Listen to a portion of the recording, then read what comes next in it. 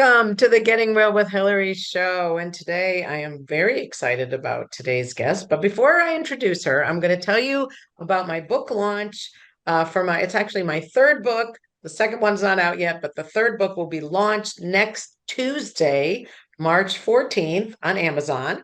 So I'm just letting y'all know. Um, that on March 14th, you can go to Amazon. It'll be an ebook and it'll be a special promotional price of 99 cents. And so what we're doing is trying to have as many people, there it is, have as many people buy it on that day as possible. So there will be a clickable link on that day. So you go to Real Talk on Amazon by Hilary Arno Burns. And then, well, I'll tell you more about it later. So thank you very much for that PDF. And now I'll introduce my very special guest, Martie Smith. I met Martie in a book camp, I think it was last July, and Martie and I were both writing a book. I was writing my second book in the book camp. I didn't even think I was going to write a book, but there it was to be written. So there I was in the book camp, and there was Martie, and we met and I've been dying to hear her story. I mean, the first question I'm going to ask her is, how did you end up in a wheelchair when you were a child? But before she tells us, Martie Smith, well, I'll give you her information later. Let's just get her out here so we can start talking. So welcome, Martie. Oh, and Martie's book was just out, but you know what? We're going to let Martie show you the book and tell you about the book as well. But first, we're going to talk about her childhood. So Martie, I know you were born in Columbia, South Carolina. South America. South America. First of South all, America. I know. I saw SA and I'm like, no, it must be South Carolina. Okay, wow. So she was born in South America. All right. So you tell your story. I know you learned English and all that, but how the heck did you end up in a wheelchair when you were a oh, child? well, as I was actually already grown up as an adult. I was in my early or late 30s. And in the mid 30s, I ended up in a wheelchair. Um, Oh, okay. Okay. So not so as a child. Okay. All no, no, right. no. So all right. So tell us first about your childhood so we can appreciate where you've come from. Okay. I was born in Colombia, South America, and I moved at 5 years old to the United States. At 6 years old, I was back in South America. At seven, I was in Venezuela. At eight, and I've moved a total of 49 times in my lifetime. I So actually lived, 49 times. I've She's actually, moved 49 times. yes. Wow. So How old are you? Is that I like once a year? 63 and a half. Yes, on average, it was once a year, but I got married and I settled down. Literally. So okay, so all those moves, right, right. You've been settled for lots of years. So you did those 49 moves probably. In 18 years, my first 18 years of school. And Wow. growing up, I didn't have a steady relationship with anybody because as soon as I met someone, we always moved in the middle of a school year, which was really traumatic for a person that didn't know what culture they were in, what language to speak. I was supposed to have Spanish as my native tongue. However, English seemed to take over my whole being, and I kind of Spanish was by the wayside to the point where I didn't even want to speak Spanish because English, I could defend myself better in English. But of course, I was ashamed to the family. How could I forget my native tongue? And the whole time I've been struggling with, I don't know where I'm at. I don't know how to speak. I don't know what the culture is. So I'm just going to wing it. And at 7 years old, I heard from my mom that I had not been planned, that I was a mistake. So already I was, well, what am I supposed to do? But I now looking back and all that, yes, it was very traumatic, and that's not something that you want to hear in your formative years. However, I see that that was the little driving force in me to prove to myself in the world that I was worthy, that I was not a Mm. mistake, that I would definitely prove somewhere down the line that I was meant to be. Wow. And Now, okay. that's how it all started.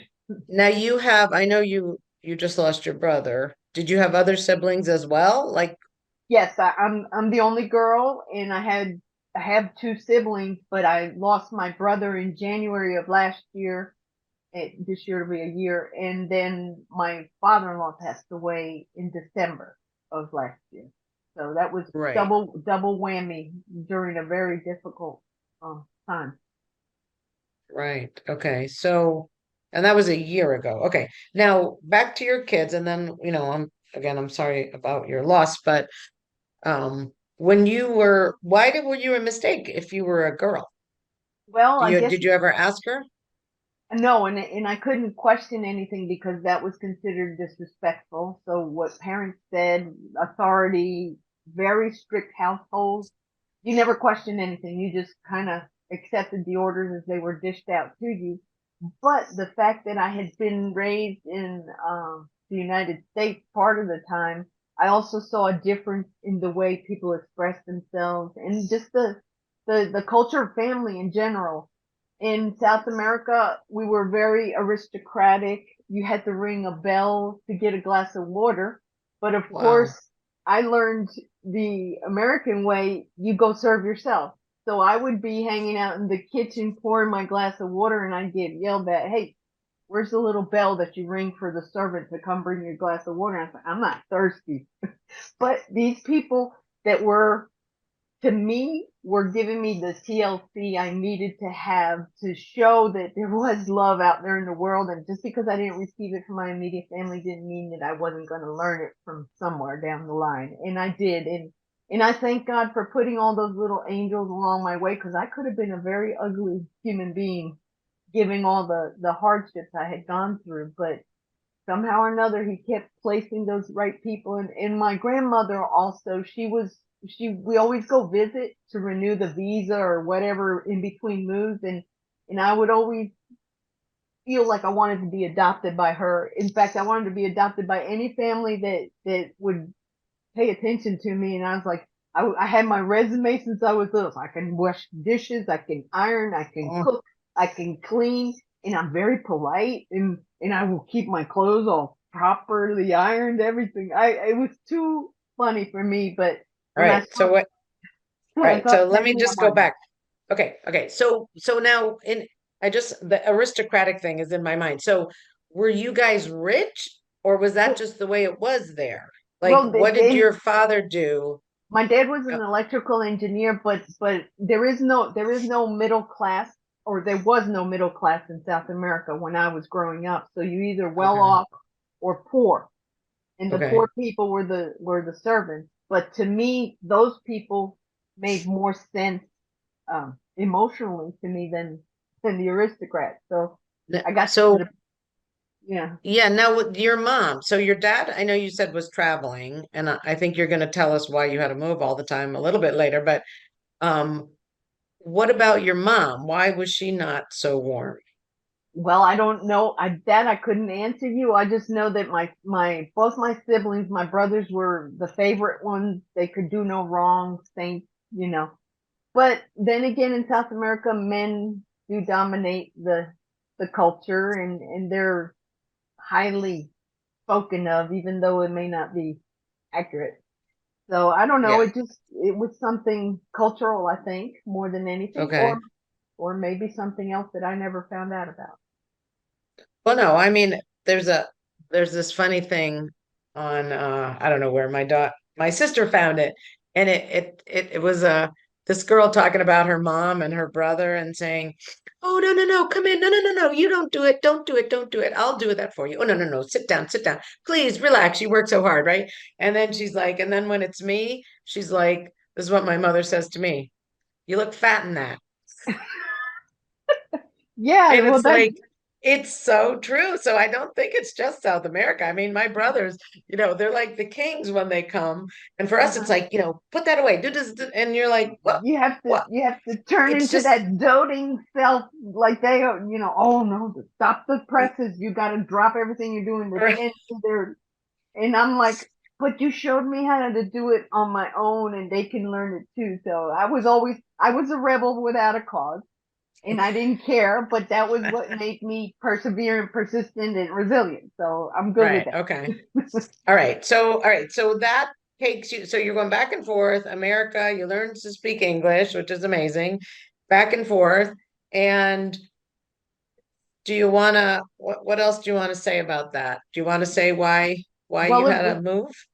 well, yes, and I didn't learn about this till very recently. My dad had witnessed an assassination from my great uncle, and I had no idea that he was even a political figure. He was getting ready to run for president, my great uncle, and dad was present when they shot him down.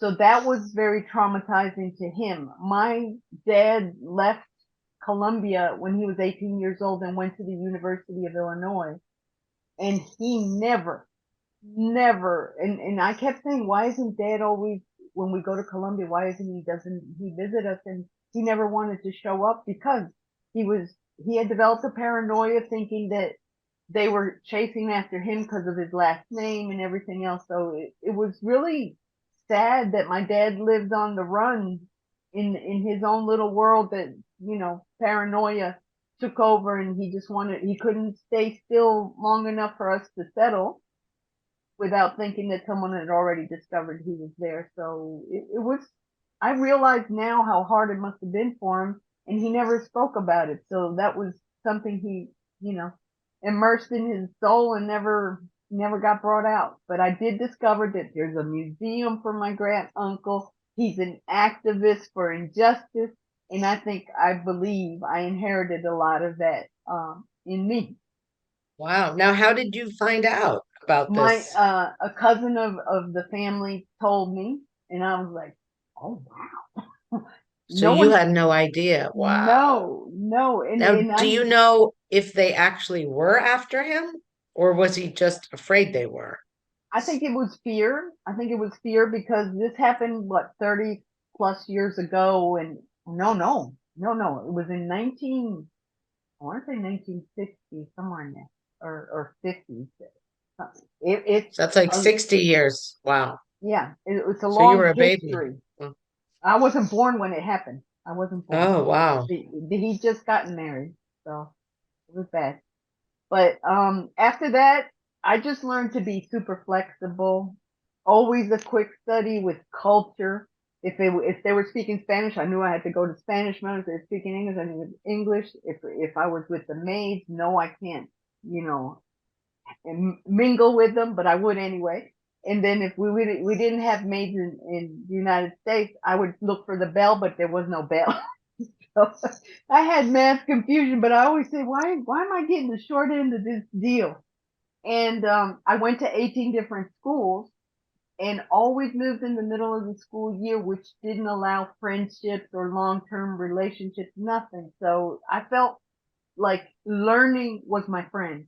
If as long as I Mm. was studying, and I had a really good GPA. I mean, a 4.0 all the way through until I went to college, and then it dropped to a 3.96. But I've always been enjoying learning because I felt like I was meeting goals and proving to myself I could learn something without anybody saying, no, you're no good at that. So do you So think that was part of proving that you were worthy? yes, Like yes, still proving that you weren't a mistake? Do you think that's what that was all about? I mean, obviously absolutely. it didn't hurt you to get a 4.0, but do you think that was all? Well, I also heard when like a spelling test, even though I had an A average, a spelling test, I get a 98, and the first thing that came out of my parents, what did you get wrong? And when I graduated college with a 3.96, it's like, how come you didn't make valedictorian? And I'm like, ah, I made it. But granted, I was in a wheelchair. I was under heavy medications while I was going to the medical university in Charleston, and I had an entourage of people that helped me carry books and everything. I had the best friends in the world because I had parking privileges in Charleston, South Carolina. Wait, wait, It's like, wait, wait, wait, wait, wait, wait, wait, wait, wait. You can't just switch to wheelchair without. Here we are going back and forth. Your father's running, and all of a sudden you're in a wheelchair. Okay. all right, All right. So you got great grades. Where did you go to college? In over there or here? here at Medical University of South Carolina, Oh, and that's I, an undergrad. Okay. yeah, Okay. So so medical university, are you in the wheelchair yet? yes, I had already been re-injured when I graduated. Okay, The wait, wait, college. wait, wait, wait, wait, wait, wait, wait, wait. What do you mean re-injured? We didn't cover the first one yet. So how did Oh, you so you're going along getting good grades, all of a sudden you're in a wheelchair. We got to go back. I got to follow this. okay. I got hurt. I got hurt when my first, early marriage. I got hurt in a nuclear shutdown. Okay. I Wait, slipped. wait, wait, wait, wait, wait. This is a wild No, no, story. I no. don't want. Wait, because so you went to college later. Yes, yes, yes. As an adult, I was So already you a didn't go grown. from high school to college. Okay, I that's wanted why. to. I wanted to, and in fact, I had a scholarship, a Rhode Island School of Design scholarship, a Fulbright scholarship, but my parents did not allow me to go because we lived in New York, and there was no way I was going to commute to Rhode Island. The school said, "We'll give you another scholarship so you can go downtown New York." No, you're not riding the train. It's dangerous, this, that, and the other. So I lost that scholarship, Oh my and I God. I was going to find my independence, and I joined the Air Force. In high school, I saw the recruiter come in, and I was window shopping for what was the prettiest uniform. At first, I said Marine Corps, and then I saw the people that were the recruits, and I was like, let me go with the Air Force. I like flying. I like Blue Yonder. I'm going with that. And I joined the Air Force, and I signed the contract. I had been left back a year in school in kindergarten because I didn't know Spanish. So that was to my benefit.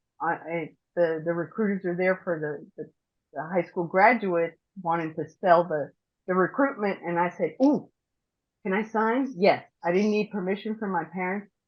And yes, I was very daring, very bold, but I did it. And it was the best decision I had ever made in my entire life because to me, basic training was a cakewalk compared to living with my family. The strictness and everything else surpassed what they do in the Air Force. But I was like, wow, this is fun. I was like the I don't know, the mascot and the cheerleader of the squadron. Everybody was crying and homesick, and I was like, oh no, this is nice, because because I was feeling independent. And what And did your parents say? What did your oh, parents say? my dad, we lived in New York, and my dad said, we're moving. You're not going in the Air Force. I said, oh, Dad, that's a federal offense. If I Crime. don't go, I'm going to be AWOL, and you're going to jail for keeping me away from them. And we moved from New York to Florida. And I was like, I'm still going. Somehow or another, my resourcefulness came along with me. And I had met a friend in New York whose mama was my godmother, and she said, I'll pay for your ticket. You just pay me when you get back at it, when you start getting a job, and you can pay me back. And I said, okay. So I had that airplane ticket. I hid it in the car, and nobody knew about it except me, but I was going to go in the Air Force. And in Florida, Where were you flying to uh, join? to New York, but we moved to West Palm Beach, Florida. Oh, so you had to get back to New York. Okay, wow. And Okay. then yeah. We get there, and Dad wants to um, have me be engaged to a guy in December. My delayed entry program was in January. So I was like, oh, that's a nice ring. I didn't love the guy. I didn't want to be married. And I just kind of went with the flow to keep it on the hush that I was going to leave. And then I told the fiance, hey, by the way, I'm leaving. He said, no, you're not. And he told my dad, and then they tried to stop me from going at West Palm Beach. And I said, that's when I declared the federal law offense, and they had to let me go or they were going to go to jail. So I got on the plane, went to New York, went off on to the basic training, and loved it. To me, it was a vacation. It was a vacation from all the strict upbringing I had had. But it did well for me because it made me very independent, and I just got resourceful, and I was always going to prove to somebody that I could do these things. And then I went for leave from basic training home, and I had fallen in love with a guy in the Air Force, and I was engaged to him. Oh, my parents didn't want that either. So the guy said, well, he knew the history of my family and how they didn't like me. He says, well, choose between them or me. And I was like, oh no, I got me another winner here. So I said, that's not going to happen. Why? Because my mom called me and said, your father's dying. He had peritonitis. And she wanted to, that was her ruse to get me back to Florida out of the Air Force. And I said, Mom, I'm working, la, la, la. But I ended up going because one thing I learned was how to feel guilty my whole life. Okay. So I went. When I got there, my dad was eating a bucket of Kentucky Fried Chicken by the pool, and I wanted to kill. I wanted to So he kill out. wasn't dying? He had peritonitis, but it hadn't happened when I was happened to be giving up my fiance and everything else. But it was good. It was good because I ended up going to school while I was in Florida.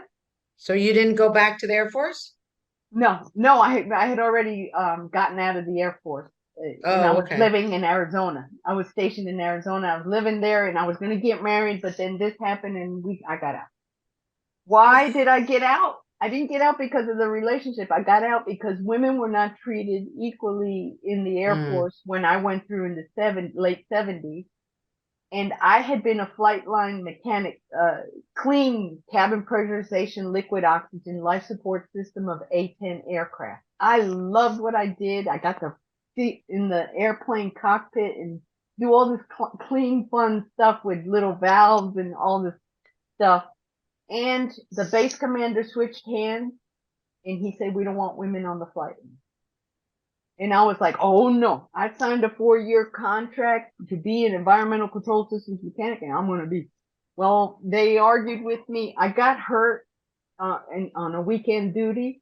Then I had to get Senator DeContini in Arizona to back me up. I got my honorable discharge, but I would have made the Air Force a career.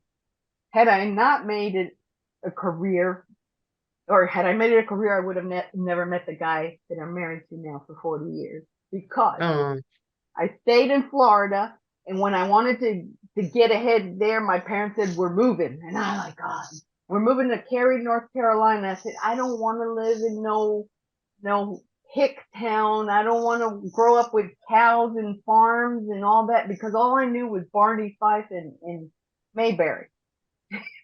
So I was like, no, I'm gonna stay here, and then they wouldn't let me, so I had to go. But they did me a favor because I had 3 jobs, full-time jobs. I mean, the best thing that I could do was work, so I didn't have to show up and get yelled at. Okay, so and now I had a little edge on that independence. I met my husband in a bowling alley. He was in Florida or North Carolina? in North Carolina. He was Oh, good. okay. He was waiting on some buddies. They never showed up. And he asked me for my phone number, and that was it. He lost my phone number. I didn't know anything about it. But then I had applied for a job at the nuclear plant. That nuclear plant, I said, wow, I'm hallucinating. I must be seeing this guy that I met in the bowling alley. It ended up being him. He took his hard hat off. He goes, what are you doing here? I said, no, what are you doing here? He said, I said I worked at New Hill. Yes, but you didn't say Sharon Harris nuclear power plant. And then my father-in-law shows up in all this because I was running around the whole construction of this nuclear plant and everybody knew me. I was one of the few women out there. And my father-in-law was a very polite, very well senior, just he was cool.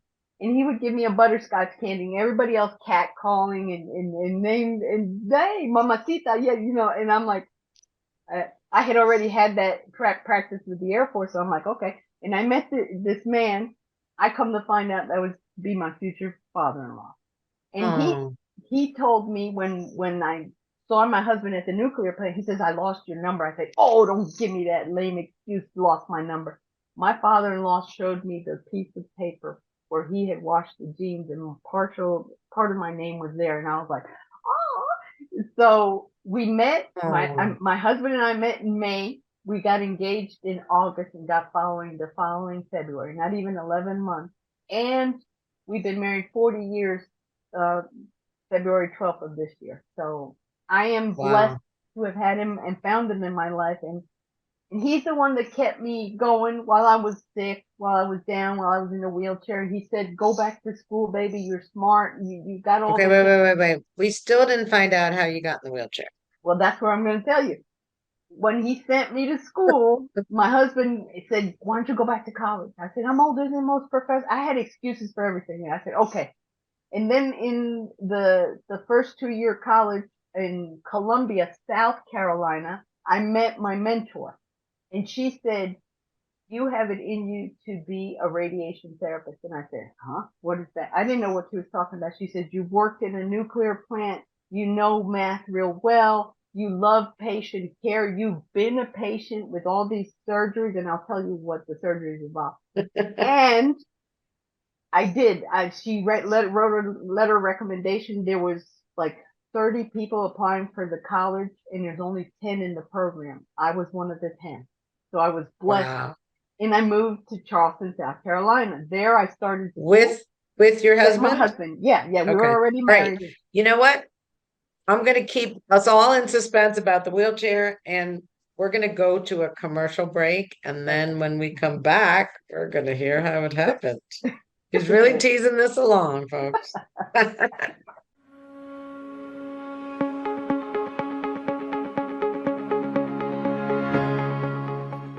Has social emotional learning become just one more thing on your teachers' plates? Do teachers and students both find it boring and ineffective? Then bring Kikori to your school. Kikori transforms classrooms through experiential SEL activities that help students play, reflect, connect, and grow. Even better, students say it's more fun than recess. Schedule a no-obligation conversation at kikoriapp.com/bringkikori. KIKORI.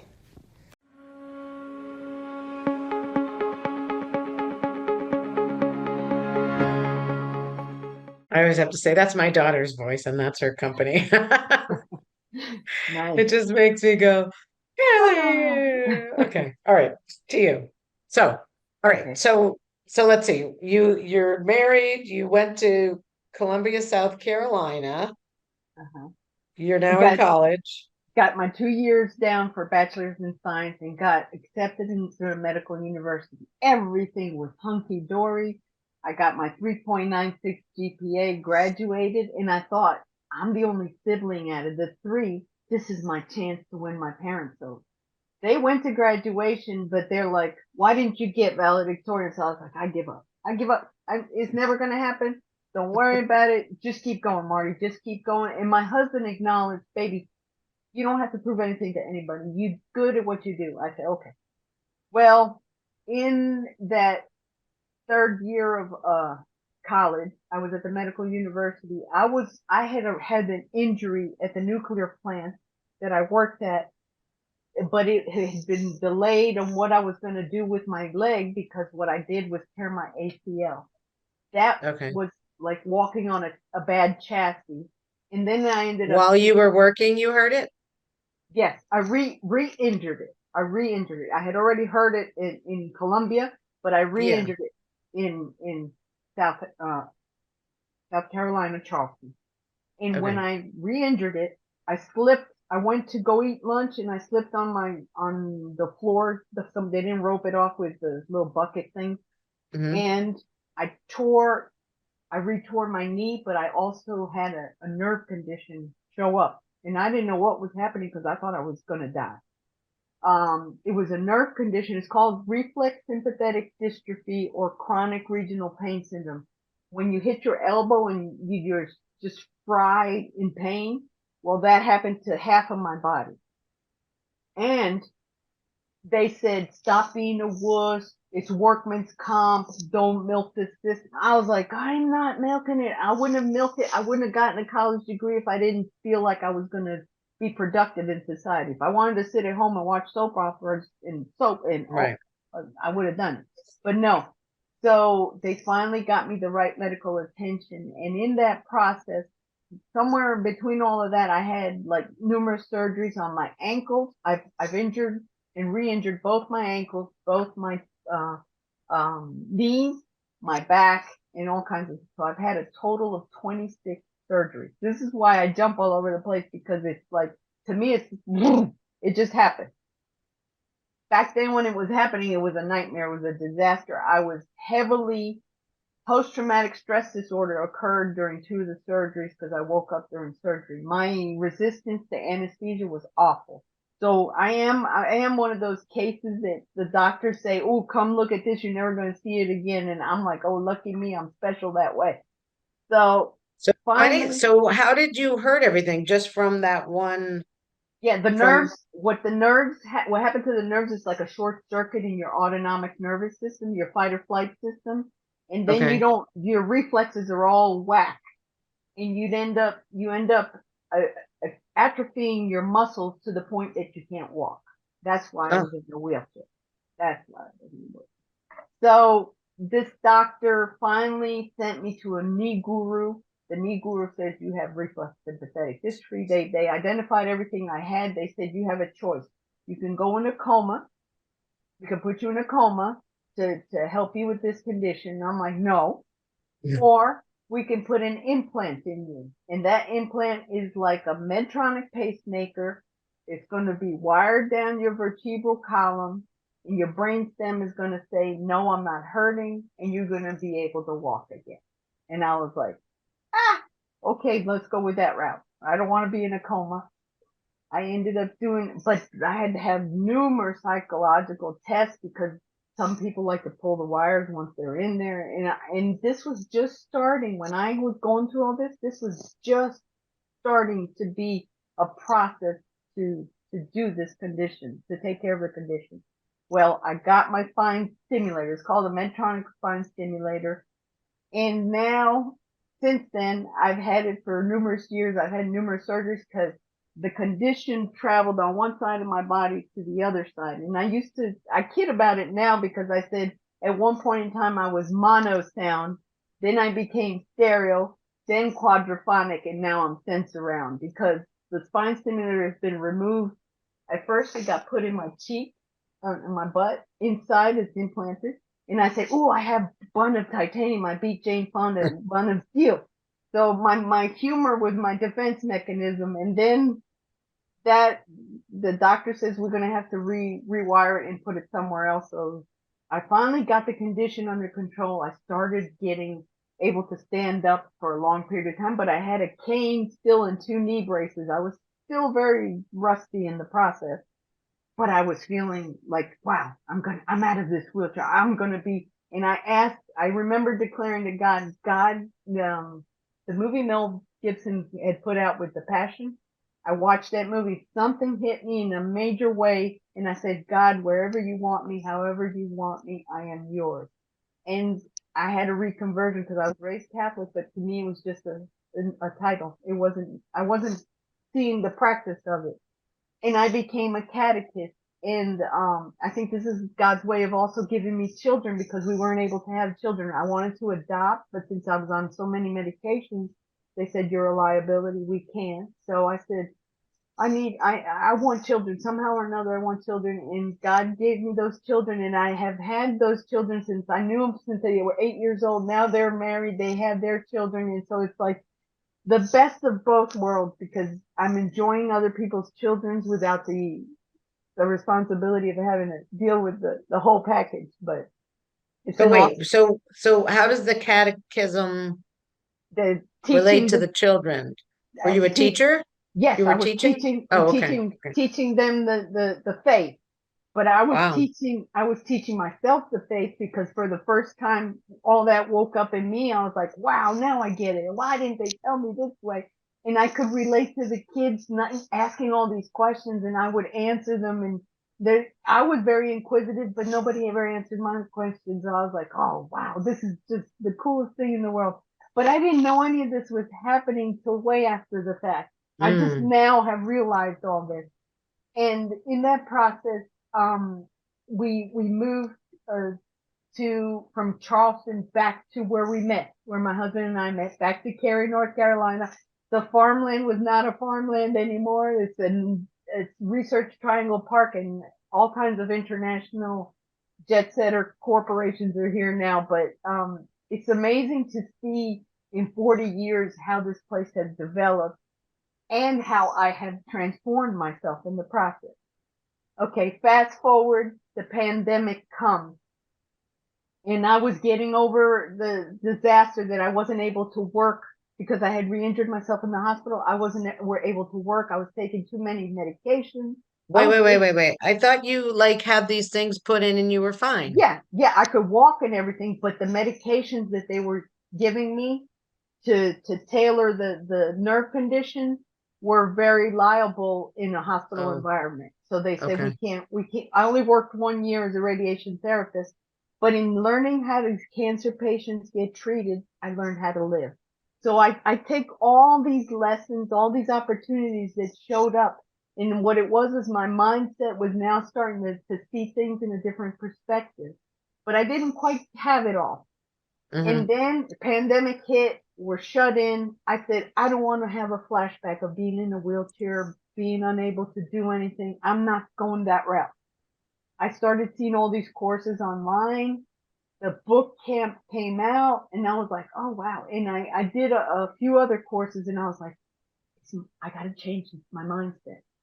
If I let go of all that emotional luggage, if I let go of all the things that have been bearing on me, on my soul and killing my spirit, I'll be okay. And somehow or another, that's what happened. I went to the book camp and I started seeing that writing the book was not that impossible, and all of a sudden things started coming out of me. I said, what is the main topic of everything that I've been? I ended up doing a YouTube channel in Spanish, which I went back to my native tongue, and I started speaking in Spanish, and people were like, "Oh, we didn't know you spoke Spanish." I said, "Yeah, I do." And I also got a job at the church as a Hispanic ministry coordinator. So I was starting to see the duality that God was doubly blessing me with two languages, and somehow or another, I was going to find my way through the whole sordid mess. And I did, and then I started writing the book in English. But then I said, "Ooh, most of the people want it in Spanish." So now I'm doing the translation as well. But to me, writing this book has been a catharsis. It has been a healing process because in observing all these times when I had been faced with adversity with my family, how I was treated, how I was abused, or whatever you want to call it, I saw that God was teaching me to be resilient. He was teaching me to have hope. He was teaching me to be resourceful, examine what I was about instead of worrying what everybody else felt I was, So I discovered what grows in me is to help people, to share messages of hope. And that's where the book is just like, boom, it just got handed to me by the hand of God because I didn't think I had it in me to be a literary anything. So Wow. it's That's really amazing cool. that Hmm. you just happened to find the book camp. And then do you Yeah. have your book? Do you want to show it? Sure. Here it is right here, called Oh, wait. Resilience. Okay. Resilience. Resilient. Yeah, that's good. Leave it right there, right there. Resilience nourishes the soul. How overcoming life's speed bumps can help you bounce back and thrive. Wow. And I Beautiful, have beautiful cover too. the background picture is me, but the book cover guy did the front with the weed growing out of the concrete, which makes everything possible. So Wow. that's how I feel like I've been rebirthed in at 63 and a half. I thought when I was in the wheelchair and everything, I said, I'm just gonna find a motorized wheelchair that climbs mountains. I had the whole plan of how I was gonna overcome this wheelchair thing. Little did I know, um, after the second year of the pandemic, I became a personal trainer. I lost 70 pounds, 70 inches, and I decided to become a personal trainer. And then I was like, wow, God has given me the ability to renew my mind, body, soul, and spirit. And it's just been, I kind of pinch myself and don't believe half of what I'm going through because it's such a contrast compared to how my life had been. Now, And how did you lose the 70 pounds? I bought this nutritional system, which I wanted to increase globally. And I joined this networking that took me to Spain. And then I started seeing that that's where my background was. It's like all these little, pieces of the crossword puzzle or the puzzle that God had put in me he was handing me all the pieces to put my life together. And it's just really cool because I've met some wonderful people. And that's how I got the YouTube channels. That's how I found all these other things that have just complemented everything that I'm doing in the right way. And like I say God gave me a GPS, and it's the God, possible solutions is what he gave me. He just threw them out there, and I got rid of all that emotional clutter that was blinding me and not seeing what I was worth. And in that process, I started discovering my gifts, my talents, my treasures. People started pulling stuff out of me I didn't know I have, just like the book camp and everything else. So it's just a realization that it starts with us, and no one tells you that. It starts with taking a look at you and seeing that you have the full potential to be everything you want to be. You just don't know how. And you have to find your way in the life process of doing it. So it's really, really interesting. So I mean, do you think it was, I mean, because you went from, 70 pounds, 70 inches in a wheelchair, you know, All, what do you all think was the moment? Do you think it was the pandemic when you just said, I'm not going to be stuck here? You think that was that it? Because that in my that's faith, incredible, that you know? my faith, and somehow or another, I started developing when I started losing a little bit of weight, especially given all my history with all these surgeries, that I was in good shape until I got hurt, and I was a yo-yo. I would lose, I would gain, I would lose, I would gain, and I was like, I'm always going to be fat. And got over 200 pounds, and I was like, and my health started declining. I had high cholesterol, high blood pressure, every borderline, anything I could be, I was. But by the grace of God, I got off of all the medications. When I lost the weight, I started getting more energy. I was eating right. I was finding that drive in me to continue somewhere, somehow I was going to make it through all this mess. And I did, and I'm just grateful that I hung in there, because I can't believe what all the doors and all the windows that have opened in the process. Wow. And what was that system Oh, that you, isogenic. isogenic? Yeah, yeah, hmm yeah. And then, and Wow. then, and then after the personal trainer, I was like, I'm going to write a book. I'm a personal trainer. I started giving English classes to people that spoke Spanish, and Spanish classes to people that spoke English. And I was starting to see all these things that God had handed me. It's like, I can make use of this. And life isn't the way it used to be, that you have to go work for a company and retire. Hmm. You're going to find your way. You're going to find your way. Just hang in there. Keep going. Keep going. Keep going. And I'm Now, the Energizer Bunny now. so how did you become a personal trainer? You just like went and got trained to do it? I mean, that's amazing, from wheelchair to personal trainer, right? Yeah, I got the courses online, and then my husband let me practice on him, and the next thing you know, I'm going to the gym and I'm getting customers to get trained, especially older people. And I was like, wow, this is nice, because after a while, I say when I reached 50, I was like, oh, my life is done. I'm done. It's not going to happen. This girl had it. But I will tell you that my husband has been married 40 years, says I don't have I'm a lot more spry now than I was when we first got married. And I'm like, wow. So it's just, it's unbelievably rejuvenating to feel this way. But also I know it was God blessing me and rewarding me for having done all this stuff. Now, about my parents, we were fine in Charleston, South Carolina. And that's where we ended up living for 18 years. And to me, that was home. But then I got a call from a perfect stranger, and they tell me, you might want to come to Terry. Your dad is in the hospital. And I said, who are you, and why is my mother not calling me? I ended up coming, and in the process, for the first time in my life, I felt my father loved me. He had a heart attack that took him to the hospital, but he had three while he was in there. And I didn't go home when I came to see him. I went to the hospital and stayed with him for 3 months. Because of my medical training, I started diagnosing him as having some kind of like a forgetfulness. And I asked the neurologist to take a look at him.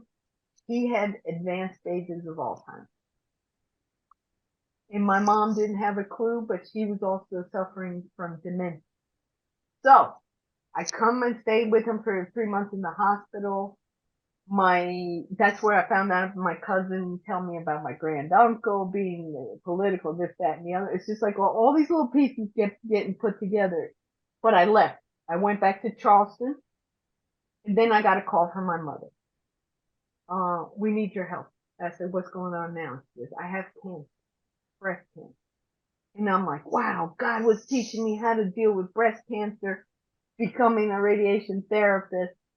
I came back home. We ended up moving from my beautiful paradise in Charleston. We lived on an island, James Island. And I said, okay, well, paradise is over with. I got to go because I couldn't live with the guilt.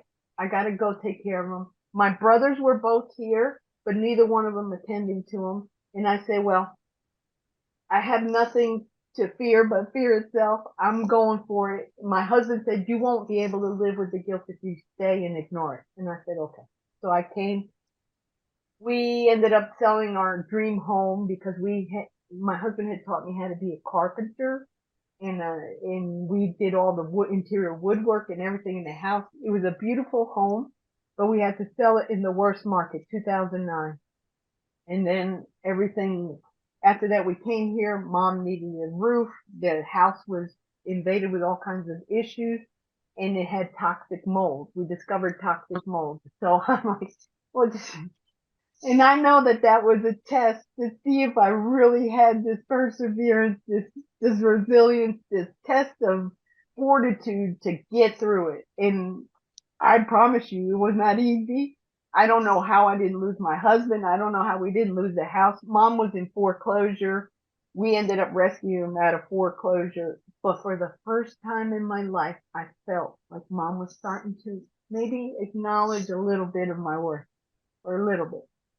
And then when my dad passed away, but Mom had the dementia, and she ripped up the powers of attorney for him to be taken care of. So the state was the one that took care of my dad, taking all my privileges away to handle his finances. They ended up putting him in group homes. He ended up getting abused, and I was always on alert, going at different times, random order, when to show up. I kept having to move closer. They kept moving him further away from the house because they figured he's not going to show if he's way out in the boondocks. I kept going out there and busting them every time, and then they finally moved them back to Cary, North Carolina for their 59th wedding anniversary. I didn't know because the guardian didn't tell me. I took my dad. Well, supposedly I kidnapped my dad. I didn't know I was kidnapping him. A friend of mine, we took him to the church, and the priest had this little party for him and everything. That was the last time my dad had a party. He passed. This was in September. I'm sorry, July. He passed away in September. And so this whole time I knew that my dad was something special because he would always smile. And I had learned all these things about music being attractive to patients and all. And Dad would react, and he'd get happy. And he said, come on, leave that woman. He was mad at my mom. They were not getting along because Mom couldn't believe he couldn't figure out to put on his pants or anything else. So it was really comical, but at the same time enlightening to see that God was taking me through all this to see what I could handle. And he passed away, and then Mom started getting worried about the state taking over for her. And by the grace of God, I was given the power back to be able to care for her. And I promised my dad on his deathbed, she's not going to get what you got, Dad. She's not going to get abused. She's going to die at home. Sure enough, she passed away at home. And if that isn't redeeming yourself for everything, I don't know what is. But I'm grateful for the experience. I just wish people would know that it doesn't have to get to this extreme to learn how precious and special the miracles we are. How special we can be with each other if we just see past all our indifferences.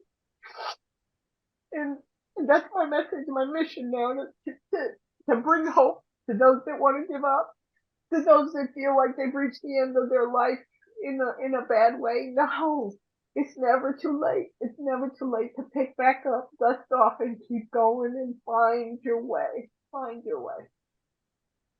Wow. Thank you, Martie. Thank you. Thank you. Wow.